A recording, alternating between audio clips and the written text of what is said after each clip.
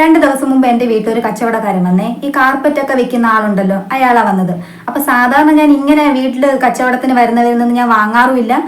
ഒന്ന് കാണട്ടെ ഒന്ന് കാണിച്ചു തരാന്ന് പറയുമ്പോൾ നോക്കാറുമില്ല. പക്ഷെ ഇയാൾ ഒരു തരത്തിൽ സമ്മതിക്കുന്നില്ല. നിങ്ങൾ വാങ്ങുന്നില്ലെങ്കിൽ വാങ്ങണ്ട, ജസ്റ്റ് ഒന്ന് കണ്ടു നോക്കുന്നു പറഞ്ഞ് ഒരു വണ്ടിയിൽ ആണ് കൊണ്ടുവന്നിട്ട് എല്ലാം ഇവിടെ ഡിസ്പ്ലേക്ക് വേണ്ടി കുറെ ഇട്ടിട്ട് പല മോഡലുകളിലുണ്ട്. സിറ്റൗട്ടിൽ ഇടാൻ വേണ്ടിയിട്ട് മറ്റേ സ്പ്രിംഗ് മോഡൽ ഉണ്ടെന്നൊക്കെ പറഞ്ഞ് കുറെ മോഡലൊക്കെ കാണിച്ചു. അപ്പൊ ഞാൻ പറഞ്ഞു വേണ്ട. അപ്പം ഇവർ പറഞ്ഞ് കുഴപ്പമില്ല നോക്കുന്നു. അപ്പോൾ ഓൾറെഡി നമുക്കൊരു കാർപ്പറ്റിന്റെ ആവശ്യമുണ്ട്. അപ്പോൾ ഒരെണ്ണം വാങ്ങണം എന്നുള്ള ചിന്തയിൽ ഇരിക്കുമ്പോഴാണ് അയാൾ കൊണ്ടുവന്നേ. അപ്പോൾ ഞാൻ കരുതി എങ്കിൽ പിന്നെ ഒന്ന് നോക്കിയേക്കാം എന്ന് വിചാരിച്ചു. അപ്പോൾ എടുത്ത് കാണിച്ചപ്പോൾ മോഡലൊക്കെ കൊള്ളാം. അപ്പോൾ നല്ല വിലക്കുറവെന്ന് പറഞ്ഞപ്പോൾ അവർ ഒരു സ്ക്വയർ ഫീറ്റിന്റെ അടിസ്ഥാനത്തിലാണല്ലോ അവർ പറഞ്ഞത്. അപ്പോൾ അവർ വളരെ റേറ്റ് കുറച്ചാണ് പറഞ്ഞത്. അപ്പം ഞാനൊന്ന് കാൽക്കുലേറ്റ് ചെയ്ത് നോക്കിയപ്പോഴത്തേക്ക് നമ്മുടെ സിറ്റൗട്ടിൽ ഇടാൻ വേണ്ടിയിട്ട് കുഴപ്പമില്ല, അഫോർഡബിൾ ആയിട്ടുള്ള പ്രൈസ് ആയിരിക്കും. അപ്പം വലിയ തുകയൊന്നും ആവത്തില്ല. എനിക്ക് തോന്നുന്നു എത്രയായിരുന്നു എമൗണ്ട് ഓർക്കുന്നില്ല. അപ്പം വളരെ കുറച്ചേ ഉള്ളായിരുന്നു. അപ്പം ഞാൻ പറഞ്ഞ് എങ്കിൽ പിന്നെ എടുക്കാൻ പറഞ്ഞു. അപ്പം നല്ല ഭംഗിയുള്ളൊരു കാർപ്പറ്റ് ഉണ്ടായിരുന്നു. അപ്പം അത് എടുക്കാൻ പറഞ്ഞു. അപ്പോഴേ ഇവരെന്ത് ചെയ്തെന്നറിയാമോ, കട്ട് ചെയ്യാൻ തുടങ്ങി. അവർ കട്ട് ചെയ്താണല്ലോ തരുന്നത്. അപ്പം കട്ട് ചെയ്യാൻ തുടങ്ങിയപ്പോൾ പെട്ടെന്ന് ഞാൻ ചോദിച്ച് ഇത് ഇടുന്നതിന് മുമ്പ് ഒന്നുകൂടെ ചോദിക്കുന്നത് ടോട്ടൽ എമൗണ്ട് എത്ര. അതിപ്പോൾ ഞാൻ പറഞ്ഞല്ലേ സ്ക്വയർ ഫീറ്റിന് ഇത്ര ആണ് അത് വെച്ച്. അപ്പം ഞാൻ പറഞ്ഞു സ്ക്വയർ ഫീറ്റിന് ഇത്രയാകുമ്പം ഇത്ര തുകയില്ലേ ആവും. അല്ല അങ്ങനെയല്ല, അത് മറ്റേതും കൂടെ കൂട്ടി അതും കൂടെ കൂട്ടി എന്നൊക്കെ പറഞ്ഞ് വലിയൊരു തുക പറഞ്ഞു.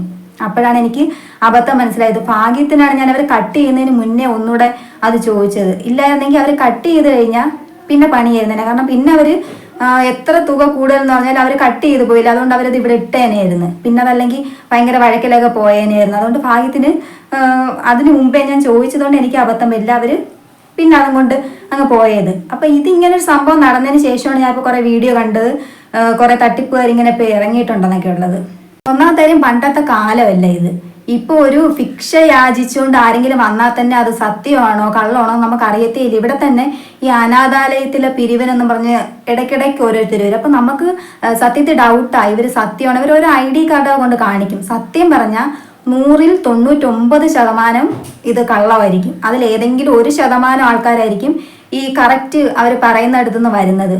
ബാക്കി മൊത്തം പണം തട്ടിപ്പ് നടത്താൻ വേണ്ടിയിട്ട് വരുന്നതായിരിക്കും. അതുകൊണ്ട് ഞാനിപ്പോൾ ആക്ച്വലി അങ്ങനെ വരുന്നവരെ ഒന്നും വിശ്വസിക്കാറില്ല, കൊടുക്കാറുമില്ല. ഇപ്പം അനാഥാലയത്തിൽ കൊടുക്കണമെങ്കിൽ നമുക്ക് അല്ലാതെ കൊടുക്കാനുള്ള ഓപ്ഷൻ ഉണ്ടല്ലേ, അങ്ങനെ കൊടുക്കാമെന്ന് വിചാരിക്കും. അപ്പോൾ അവർ വരുമ്പോൾ അവർ പറയും അങ്ങനെയാണ്, അവിടെ ഇത്ര പ്രശ്നമുണ്ട്, ID കാർഡും പ്രൂഫൊക്കെ കാണിക്കുമെങ്കിലും പക്ഷേ അതൊന്നും വിശ്വസിക്കാൻ പറ്റാത്ത കാലമാണിത്. പല രീതിയിലുള്ള തട്ടിപ്പുകളാണ് ഇപ്പം. പ്രധാനമായിട്ടുള്ളത് കച്ചവടക്കാരാണ്.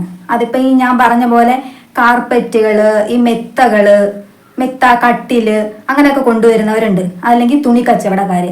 ഇവരൊക്കെ മെയിൻ ആയിട്ട് വരുന്നത് ഭയങ്കര ചീപ്പ് റേറ്റിന് തരും എന്നൊക്കെ പറഞ്ഞു തരും. ഒന്നുകിൽ ഭയങ്കര ക്വാളിറ്റി മോശമായിട്ടുള്ള സാധനങ്ങളായിരിക്കും. രണ്ടാമത് ഇവർ ഈ കച്ചവടത്തിനൊന്നും പറഞ്ഞ് ഇറങ്ങുന്നത് തന്നെ മൊത്തത്തിലൊന്ന് വാച്ച് ചെയ്ത് വീടും പരിസരവും ഒക്കെ കണ്ട് പിന്നീട് പല തട്ടിപ്പിനും വരാൻ വേണ്ടിയിട്ടൊക്കെ ആയിരിക്കും. അപ്പോൾ അതുകൊണ്ട് നിങ്ങളും ഇങ്ങനത്തെ തട്ടിപ്പിലൊന്നും വീഴരുത് കേട്ടോ. നമ്മൾ മാക്സിമം കടയിലാണ് പോയി വാങ്ങിക്കുന്നതായിരിക്കും ബെറ്റർ.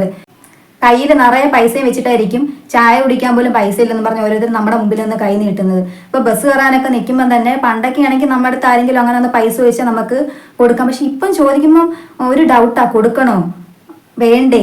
അങ്ങനൊരു കാലമാണിത്, തട്ടിപ്പിന്റെ കാലമാണിത്. ആരെയും വിശ്വസിക്കാൻ കൊള്ളത്തില്ല. പ്രത്യേകിച്ച് ഈ വീട്ടിൽ കച്ചവടത്തിന് വരുന്നവരെ നമുക്ക് വിശ്വസിക്കാനേ പറ്റത്തില്ല. പക്ഷെ ഒത്തിരി പേര് കാണും ഇങ്ങനെ ഈ വീടുകളിൽ കച്ചവടത്തിന് വരുമ്പോൾ വാങ്ങിക്കുന്നത്. പക്ഷെ നിങ്ങളൊന്ന് സൂക്ഷിക്കണം കേട്ടോ. കാരണം ഭൂരിഭാഗവും തട്ടിപ്പായിരിക്കും. അതുകൊണ്ട് അതൊക്കെ നോക്കിയിട്ട് വേണം നിങ്ങൾ വാങ്ങിക്കാനായിട്ട്. കാരണം പല പ്രശ്നങ്ങളായിരിക്കും ഉണ്ടാകുന്നത് ഈ തട്ടിപ്പിന്റെ. അതുപോലെ തന്നെയാണ് ഈ കൊച്ചുങ്ങളെ പിടുത്തക്കാരും.